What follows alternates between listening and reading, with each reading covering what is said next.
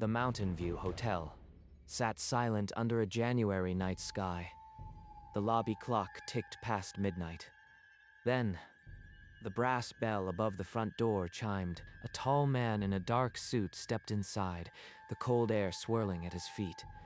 His movements were unhurried, deliberate. Can I help you, sir? I need to check in.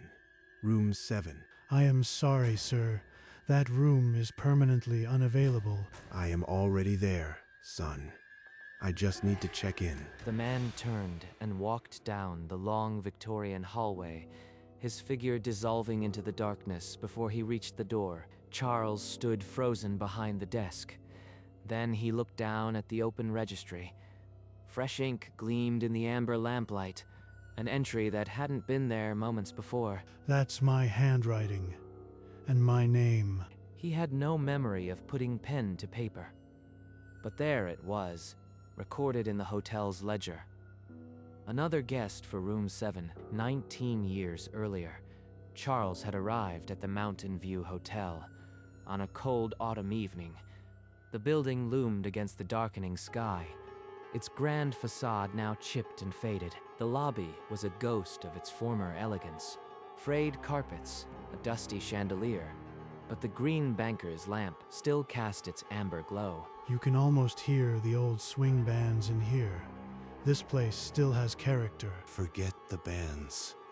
There's one rule you need to memorize. Room 7 is never rented. Never. Why? What's wrong with it? Nothing you need to worry about. We have a separate insurance policy on that room alone. It's been that way since 1953. That's all you need to know. Halpern's eyes darted toward the hallway, and Charles saw a tremor in his hand. He's genuinely afraid of a room. Charles let it go. The job paid decently, and the quiet night shifts would give him time to read. But the curiosity was already planted, and on quiet nights, when the wind howled through the pines, he caught himself staring at the empty key cubby for room 7. During one slow shift, the day clerk told Charles the tale of a stubborn businessman who demanded room 7 back in the 1980s. The man was found dead the next morning, sitting upright in bed. No signs of struggle, no medical cause, just a face frozen in sheer terror. A heart attack or a guilty conscience. There's always a rational explanation. But the housekeeper, Mrs. Kowalski, offered no rational explanation. She refused to even walk past room 7's door. Each morning she crossed herself before pushing her cart down the hall, muttering a prayer in Polish. Mrs. Kowalski, what are you so afraid of? That room, it is not for the living. You stay away, Pan Charles. Stay away. Charles smiled politely, but her trembling hands told him she believed every word. Superstition, old country fears. This is the 21st century. Yet later that night, when the hallway lights flickered, he found himself listening for sounds from the east wing. A few weeks later, during a vicious sleet storm, a road-weary guest stumbled into the lobby and demanded room 7, as if it was his right. I am sorry, sir, but that room is permanently off limits. The man's face reddened. He bellowed about lawsuits and bad business, his voice echoing off the dusty chandelier. Charles endured it, and finally the guest stormed out. Just a difficult customer. These things happen. Near 2 a.m., while doing his rounds, Charles heard a sound that stopped him cold. A knock, slow and deliberate, as if someone was politely asking for entry. But the sound came from inside room 7. It's impossible. The room is empty. He pressed his ear to the wood. 3 more knocks answered, faint but distinct. Charles fumbled for the master key, his fingers numb. The door swung open onto a pitch-black room, the air hitting him like a freezer. Empty. Something had been standing right there. I can feel it. The next day, Charles found Mr. Halpern in his cluttered office, the air thick with pipe smoke. He closed the door behind him. I need answers about room 7. The insurance policy, the history, No more secrets. Halpern's hand trembled on his cane. For a long moment, he just stared at Charles. You've heard something, haven't you? I can see it in your face. Knocking from an empty room. What happened here in the 50s? With a resigned sigh, the old man unlocked a drawer and withdrew a brittle, ink-stained folder. The policy covered unexplained losses. 3 guests had vanished from room 7, without a trace in 1953. Inside was a typed affidavit. The ink faded, but the fear still palpable. The key had been locked in the safe ever since. 3 vanishings, and the key was never used again. That's what he's not saying. Forget about it. Some doors are better left unopened. Don't make me regret telling you. Charles ignored Halpern's warning. He started the long, tedious task of digitizing the hotel's guest registries spanning decades. One date kept appearing year after year in different handwriting. January 14th, the same room, number 7, always a different name. Always paid in cash, and every single guest never checked out. 87 different names, all vanishing on the same day. This isn't a haunting, it's a ritual. His nights became consumed by research. He cross-referenced the names with old newspaper archives. He found a faded Polaroid of a smiling woman next to the room's 7 key from a 1965 missing persons file. They didn't just check in, they were taken right out of the hotel. The pattern was undeniable. For 71 years, someone or something had kept a standing reservation on January 14th. The next one is in 3 months. I'll be here. I have to be. And so the countdown began. The Mountain View Hotel's longest secret would soon meet its newest witness. He dug deeper into the disappearance files. One case stood out, a young woman from 1963. Her name logged on January 14th. A photograph surfaced. She stood outside the hotel, smile present, but eyes betraying a haunted dread. She glanced backward as if something unseen was already reaching for her. She knew. The moment she stepped into that lobby, she felt it coming. Her missing persons file was brief. Never found, no trace. Just like all the others. This could be me. Another name on a list. Another photograph in a dusty file. He pinned the photograph to the wall above his desk. A grim reminder of the approaching night. I won't vanish. I'll watch every second of that night. The days until January shrunk. The hotel grew colder, the silence thicker, as if the building itself was holding its breath. And in the small hours, Charles began to hear that slow knocking again. From the east wing, the knocking grew more insistent nightly, a slow pounding from deep within the walls. The hallway outside room 7 became a freezer. His breath fogged, frost bloomed on the doorframe, faint whispers slithered under the door. Words just beyond understanding.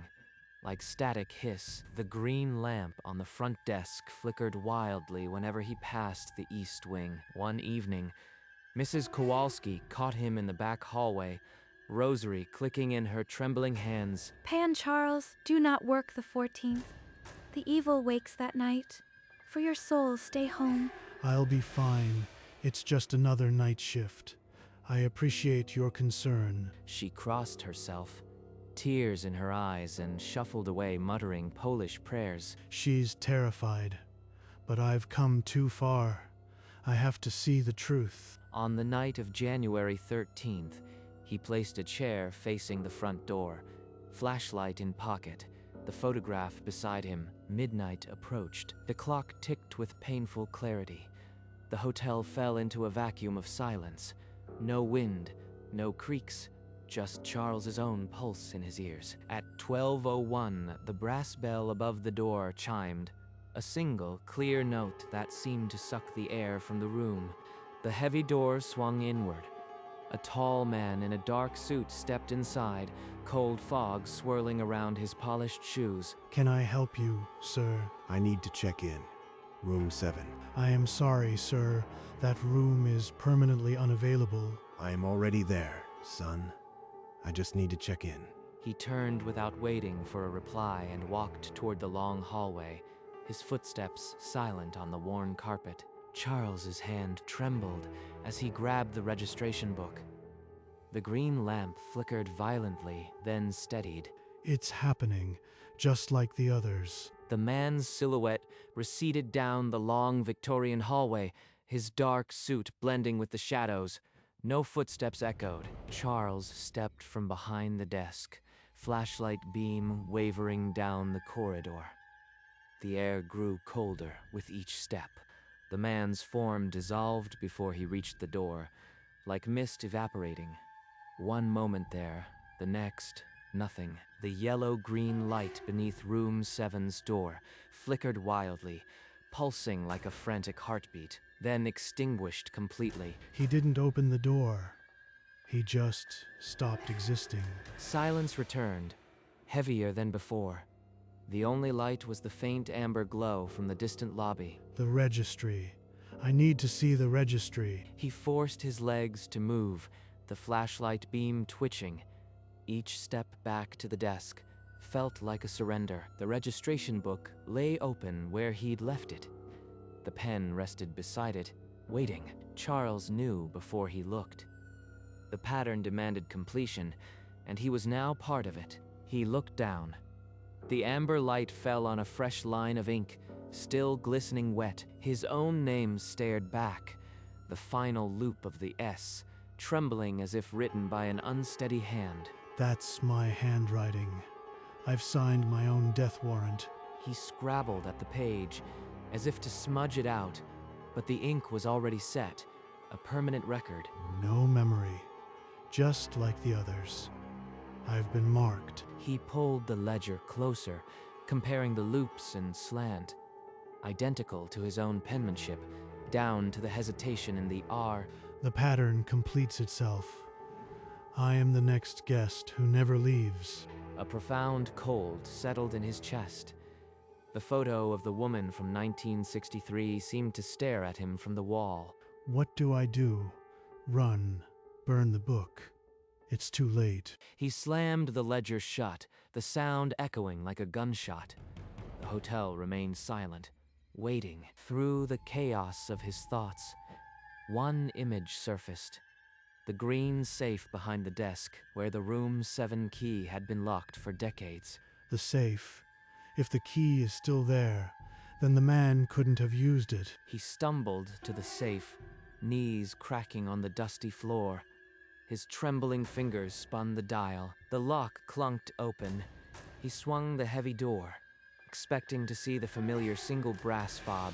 2 identical keys lay on the metal shelf, side by side, as if they had always been there. He reached for the original. The brass was disconcertingly warm, like a stone left in the sun. His fingers brushed the second key. Needle-like cold pierced his skin, and frost bloomed instantly on its surface. Ice crystals crawled across the brass, tracing the number 7 as if the metal itself had been frozen in time. This is his key. He left it behind. But how can it be here? Warmth and ice pressed into his palms, a physical contradiction he couldn't deny. The nightmare had become tangible. Alone in the lobby, Charles stared at the 2 keys. The green lamp flickered, as if the hotel was breathing. One warm, one frozen. A choice, or a sentence. He examined the cold key under the magnifying glass. Its surface was unmarked, pristine, as if forged moments ago. This belongs to the man.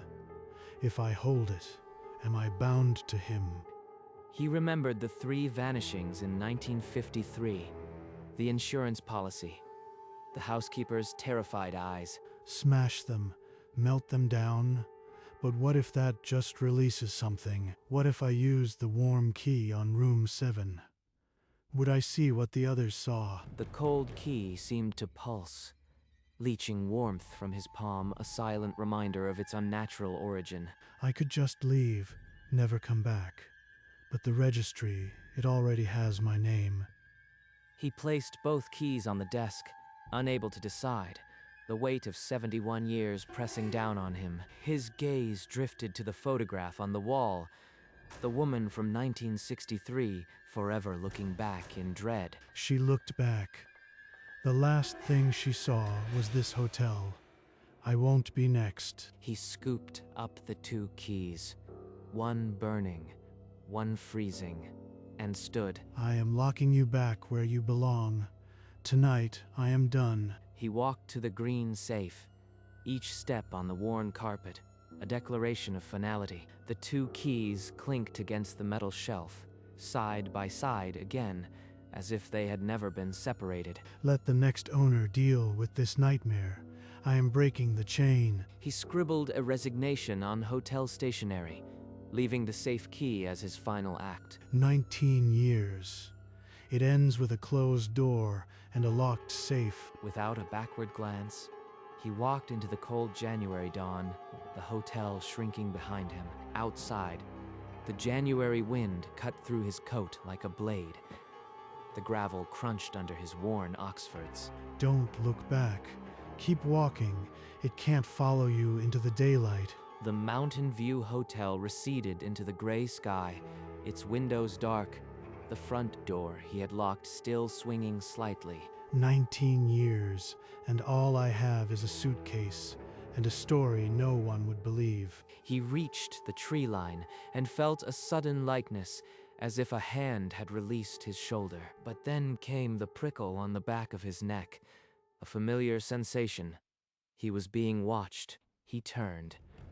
The hotel's facade was unchanged, but a single window on the 7th floor held no reflection, just empty blackness. You are still there, aren't you? Watching me leave. He quickened his pace, the suitcase handle cold in his grip. The hotel road stretched before him, empty and white. It's over. It has to be over. Charles trudged through the snow, the forest path winding ahead. The crunch of his boots was the only sound. The bus to Kingston leaves at 7. I'll be on it. I'll be anywhere else. But the sensation of eyes on his back clung to him like damp wool. It's in my head. A bell rings and I jump. I need to shake this. The bus shelter came into view, a tiny rectangle against the white road. He quickened his pace. He set his suitcase down and rubbed his hands together, watching the road for headlights. From the direction of the hotel, the faint chime of a bell rode the wind. Charles froze, the sound triggering a memory of the lobby clock, the man's calm smile. Number. It's over. I am not going back. The bus appeared through the mist, its engine a low rumble. He boarded without a backward glance. 3 years passed. Charles had settled into a cramped studio in Albany, far from the Catskills. The memories faded, but never fully left. On a gray January morning, he unfolded the local newspaper out of habit. A headline on the 3rd page made his blood stop. January 14th. It happened again. 3 years to the day. The article described a fast-moving blaze that reduced the old hotel to cinders before dawn. But one detail stood out. The old green safe had been recovered from the rubble, intact and locked. They found the safe, and I know what's inside. Charles's hands shook as he lowered the paper. The 3 years of fragile peace shattered in an instant. I left, but it never left me. The keys multiplied, didn't they? 19 years. How many keys did it make for me?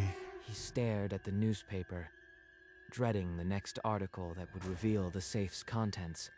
But deep down, he already knew the number. The next day's paper carried the detail he dreaded. The safe's inventory, no documents, no money, just keys. 19 brass keys, all tagged Room 7, laid in neat rows. The fire had spared them completely. 19. 1 key for every year I stood behind that desk. It measured my sentence. He counted backward, 2005 to 2024. 19 years of night shifts, of hearing the knocking, of locking that door. The keys were multiplying for me. Every year I stayed, another piece of brass, another link. The articles said the keys were identical, virtually unworn, as if they had been forged on the same day in 1953. I locked 2 keys in the safe. There should be 17 left from before, but it's exactly 19, my years. The number wasn't a coincidence. The hotel had been feeding on his tenure, growing stronger each year. My presence was the constant. I wasn't just a witness. I was part of its clockwork. He crumpled the paper, but the number was already burned into his mind. The hotel was gone. The keys remained. He couldn't stop. A follow-up article detailed metallurgical tests. All 19 keys shared the exact brass alloy, traced to a foundry that closed in 1953. They showed no wear, no scratches, as if they had never been used in a lock. Instantly, his mind went to the cold key that formed before his eyes. The one he left in the safe was brand new, and it was exactly like these. Forged 70 years ago, yet untouched. The report stated the keys were stamped with the identical tooling die, down to the microscopic imperfections. Each year, a new key, one for every guest who checked in. And I locked 2 more in that safe on my last night. He pulled out his old notes, the list of names from the registries. He counted the entries from 1953 to 2024, 71 check-ins, but only 19 keys survived. The keys aren't for the guests. They're for the watcher, the constant presence. They counted my years. He remembered the warm key, so familiar, and the icy one that felt alien. The duplicates were a record, a physical tally of his service. I wasn't a prisoner. I was a battery, and it charged a key for each cycle I completed. He sat motionless, the newspaper clippings spread before him, the weight of the revelation pressing him deeper into his chair. He kept the newspaper clipping in his wallet, pulling it out to stare at the number 19. Sleep became a stranger. Every night, the cold key invaded his dreams. He'd wake gasping, his right hand aching with phantom frostbite. Even in the height of summer, his fingers would curl with the memory of that icy touch. It's still holding on. I left, but I am still part of its design. He circled the 14th of January on his calendar each year, a ritual of dread, waiting. The fire didn't end it. It just changed form. It's out there, waiting for another host. He avoided mirrors, afraid that one day his reflection would wear that familiar, unsettling smile. I am waiting for a bell that won't ring here, but it will ring somewhere. By quitting, he had only delayed his own check-in. The hotel was gone, but room 7 still existed somewhere. He sat in the dark, the clipping beside him, feeling a cold presence that never truly left the room. The weeks before January 14th twisted time. He jumped at every creak, every distant chime. He checked the apartment door lock 3 times before bed, then once more in the dark. The old photograph of the hotel, now creased and faded, leaned against his table lamp. He stared at it for hours. It's not over. The date is coming. Something will happen. He no longer looked at his reflection. A glance in a window pane once caught a flicker of a smile that wasn't his. On the evening of January 13th, he sat in his chair facing the door, a single lamp lit, waiting. His hand clutched the clipping, the number 19 digging into his palm. One more key.